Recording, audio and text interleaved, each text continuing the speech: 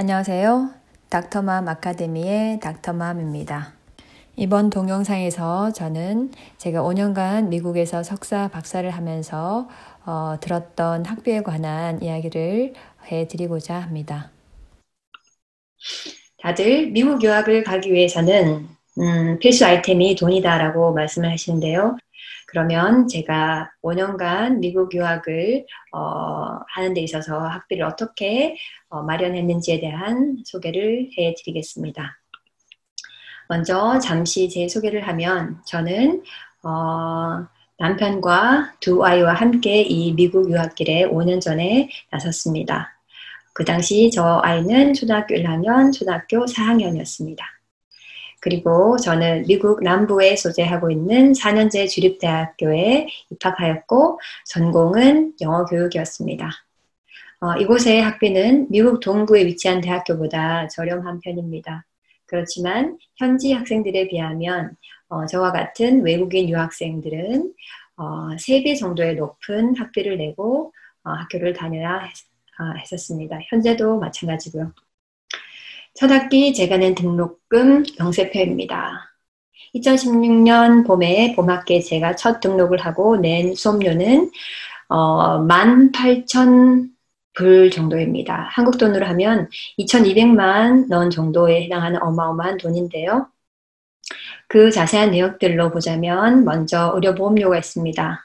저 본인과 자녀 2명 그리고 남편 F2이죠. 이 F2인 사람에 대한 의료보험도 내는 것이 의무화되어 있습니다. 그리고 외국 학생 수수료도 붙고 또 수업료가 인터내셔널 F1 비자 홀더들은 9학점을 반드시 적어도 이수해야 됩니다. 그래서 9학점에 해당하는 수업료는 14,000불에 해당하는 돈을 제가 지불했습니다. 그리고 주차장 사용료도 내야 됩니다. 물론 가장 먼 곳, 가장 싼 곳을 하더라도 60불에 해당하는 돈을 냈어야 했었습니다. 그 당시 저는 막연한 희망을 가지고 있었습니다. 어쩌면 그곳에 가서 제가 장학금을 딸 수 있을 거야. 어쩌면 그곳에 가서 파트타임이나 아니면 어떠한 직업을 구할 수 있으리라 저는 그런 막연한 생각을 했었습니다. 그리고 실제로 제 남편도 함께 왔기 때문에 남편이 어떠한 잡을 쉽게 구할 수 있으리라 저는 믿고 그런 막연한 꿈을 가지고 왔습니다. 그러나 실제로 제가 학교 홈페이지를 뒤지고 스칼러십에 대한 여러 가지 애플리케이션을 작성하고 또 지원서를 내고 난 이후에 정말 아무런 재정적인 혜택을 보지 못했습니다. 그래서 저는 그 막연한 꿈들이 얼마나 무모했는지에 대한 후회를 많이 했었습니다. 특히 첫 번째 학기, 두 번째 학기, 그 첫 번째 1년은 저에게는 너무 재정적인 압박을 많이 받았던 해였습니다. 그렇지만 제가 스스로 아이들 2명까지 함께 왔는 이 상황이다 보니 그대로 좌절할 수 없고 스스로 생각해 봤습니다. 제가 가지고 있는 능력이 무엇일까? 그래서 저는 일단 외국인이고 그리고 한국말을 잘하고 그리고 영어도 어느 정도 할 수 있고 그리고 영어를 가르친 경험도 있고 이러한 경험을 가지고 일자리를 찾아보리라 생각했었습니다. 물론 제 주위에 특히 미국에 와서는 영어 잘하는 사람 너무 많아요. 그 미국 사람 영어 정말 잘하죠. 저보다 훨씬 잘하죠. 네이티브 스피커. 그래서 저는 사실 많이 의기소침했어요. 제가 아무리 영어를 가르친 경험이 있더라도 원어민보다는 영어를 잘 하지 못하고 그건 불가능한 일이다. 그렇다면 이곳에서 내가 할 수 있는 일은 무엇인가. 많은 의기소침한 세월들이 있었습니다. 그렇지만 제가 포기를 하지 않고 교내에 있는 다른 학교 이름은 똑같지만 캠퍼스가 있습니다. 조금 떨어진 외곽에 있는 캠퍼스가 있는데 그곳에 ESL 교육기관에 제가 문을 두드렸습니다. 그 디렉터가 저에게 F1 비자로서는 학교 밖에서 일을 할 수 없다는 규정을 알게 되었습니다. 그래서 그 당시 저는 깨달았습니다. 역시 인문사회교육 즉 non-STEM 계열의 석사과정 외국인 학생들은 절대 장학금과 수업료 면제 같은 혜택은 받을 수 없다. 그런데 그 당시에도 제 주위에는 예외적인 학생들을 봤습니다. 저와 같은 클래스메이트, 같은 전공의 학생들이고 같은 석사 과정의 친구인데도 그 한 친구는 일본 학생이었는데요. 그 학생은 제가 다니는 학교에 일본어를 가르치는 강사로서 일하고 등록금을 전체 다 감면을 받고 학교를 다녔습니다. 그래서 제가 물어봤더니 그 친구는 이미 자기 본국 일본에서 언어학을 석사를 딴 학생이었습니다. 그리고 나중에 또 알게 된 다른 친구들은 교육심리학 쪽에서 일하고 전공을 하고 있는 친구인데요.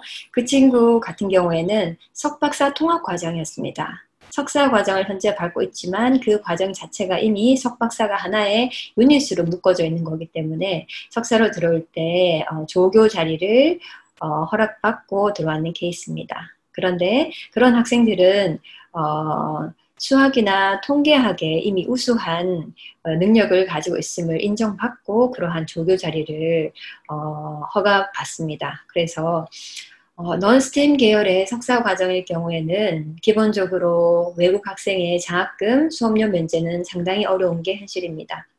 별다른 인맥이 없는 저로서는 할 수 없이 제가 수업을 받는 교수님, 그리고 저희 지도 교수님, 그리고 무엇보다도 제가 있는 대학교 홈페이지를 지어서 교직원 디렉토리에 가서 한국인 교수님 이름을 다 찾았습니다. 그래서 특히 저와 관련된 분야에 계시는 대학원 쪽에 교수님, 한국인 교수님 이메일 주소를 리스트를 뽑아다가 이메일을 보냈습니다. 저를 좀 도와달라고. 그리고 저의 소개서와 그리고 영문 이력서도 함께 첨부해드렸습니다. 또 실제로 그 교수님들을 직접 찾아가서 제가 저의 존재를 알리기 시작했습니다. 그렇지만 당장 뾰족한 제가 답변을 받지를 못했습니다. 도대체 이 미국이라는 나라는 아무리 열심히 공부를 해도 외국인 학생에게는 절대 장학금을 주지 않는구나. 그 사실을 알고 난 저는 정말 붕괴했습니다. 그래서 저는 급기야 총장님께, 교육대학원 총장님께 이메일을 보냈습니다. 이메일의 가장 그 핵심 내용은 이런 거였습니다. 우리 학교는 참 좋은 학교입니다. 그렇지만 교육의 핵심은 동기부여이고 그런데 외국 학생에게 이런 동기부여, 즉 장학금을 제외한다는 것은 말이 되지 않습니다. 이미 미국의 다른 학교는 외국 학생들에게도 장학금을 많이 주고 있습니다.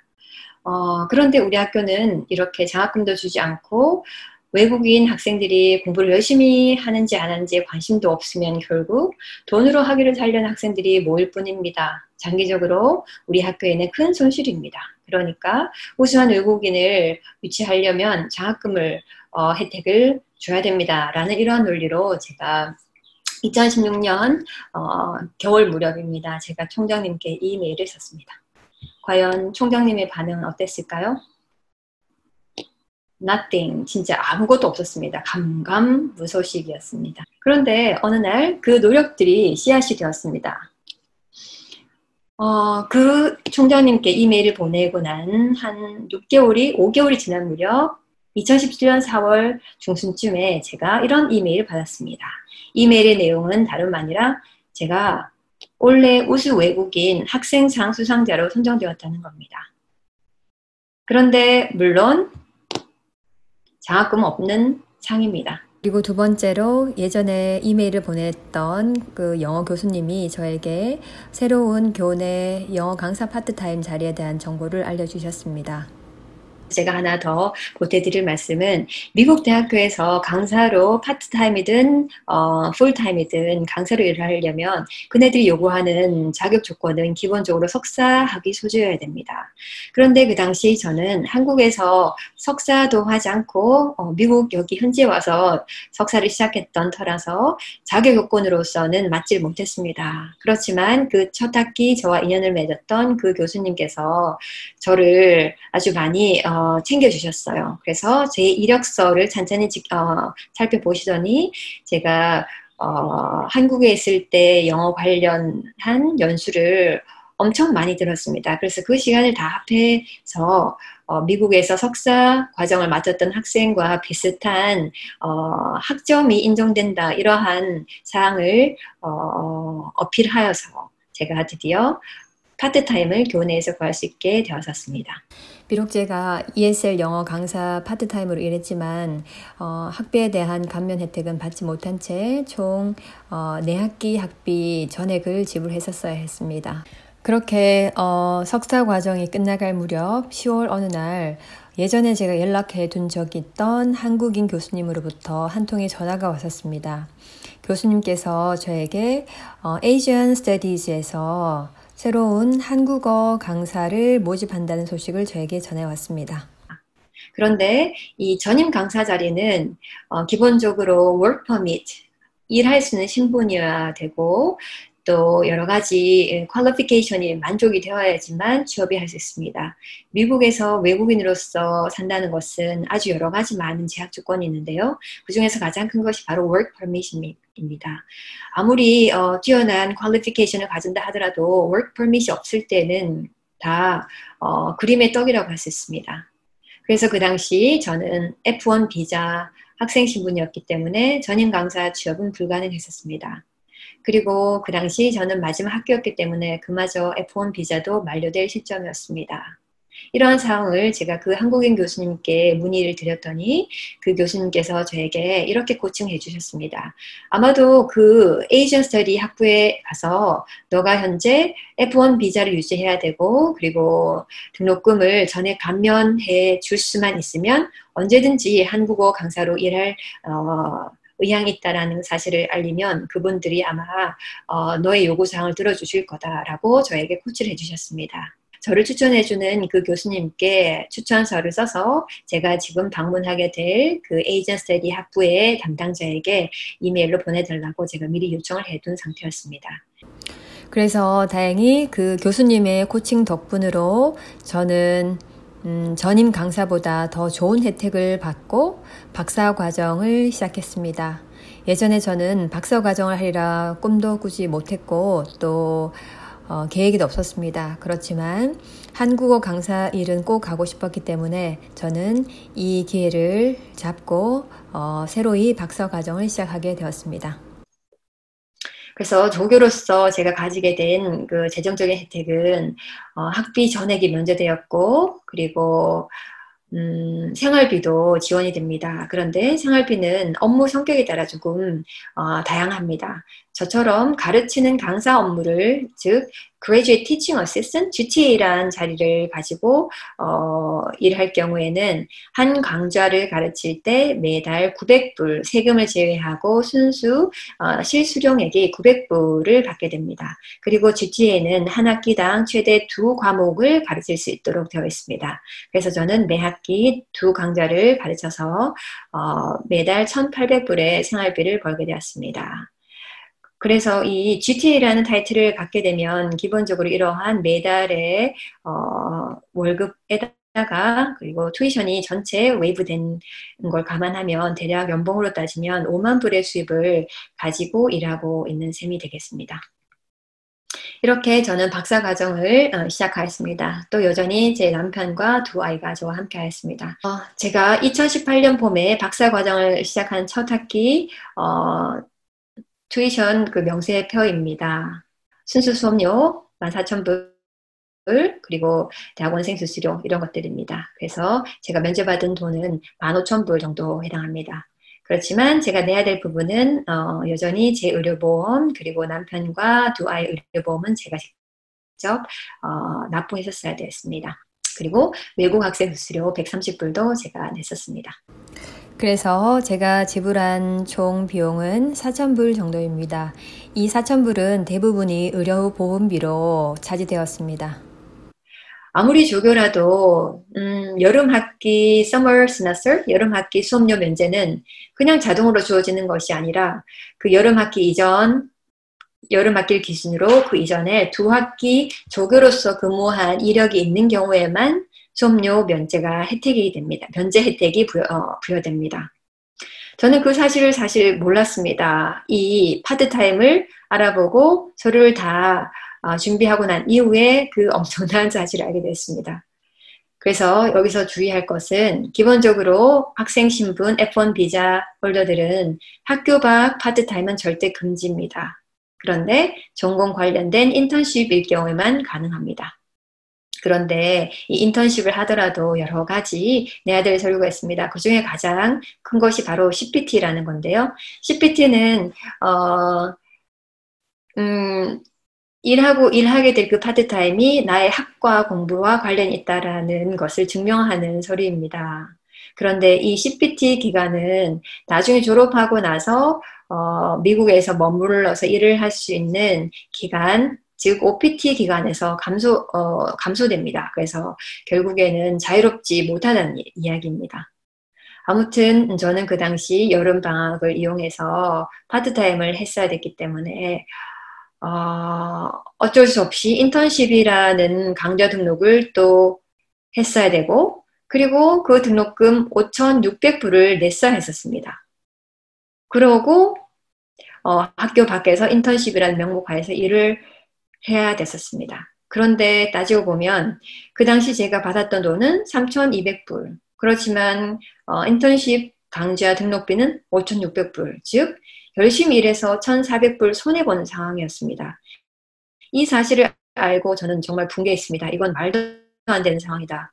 F1 비자 홀더에게 손발을 다 묶어놓은 그러한 조항이다라는 생각이 들었습니다. 그래서 저는 전공 지도 교수님께 이메일을 보냈습니다. 2018년 여름이 되기 직전에 그 교수님께 제가 이렇게 이메일을 보냈습니다. 일을 하고 나서 제가 오히려 빚을 지게 된 이런 부조리함을 제가 교수님께 설명을 했습니다. 이메일로. 과연 교수님의 답장은 이번에 어땠을까요? 간과한 무슨 소식이었을까요? 결국 그 교수님 덕분에 교육대학원 총장으로부터 여름학기 등록금 전액 면제 허가를 제가 받았습니다. 그래서 보다시피 웨이버, 그 감면이란 뜻이죠. 제가 감면을 받았습니다. 그래서 총 경비는 대략 77,000불 정도를 가지고 제가 미국에 석박사를 하였습니다. 그럼 처음에 저의 질문으로 돌아가서 과연 돈 없이 미국 유학이 가능한가라는 이러한 질문에 대해서 저는 이렇게 말씀드리고 싶습니다. 물론 힘이 들지만 불가능한 건 아닙니다. 다만 교수님들께 적극적으로 자기가 필요한 부분을 도움을 요청을 한다면 그분들께서는 반드시 거절하시지 않으시고 많이 도와주시려고 노력한다는 점입니다. 그래서 현재 미국 유학을 생각하시는 분이시라면 이 점을 잘 염두에 두셨다가 계획하셨던 대로 공부를 잘 마칠 수 있었으면 좋겠습니다. 그럼 이상 닥터 맘이었습니다. 다음 시간에 또 새로운 이야기로 만나 뵙겠습니다. 감사합니다.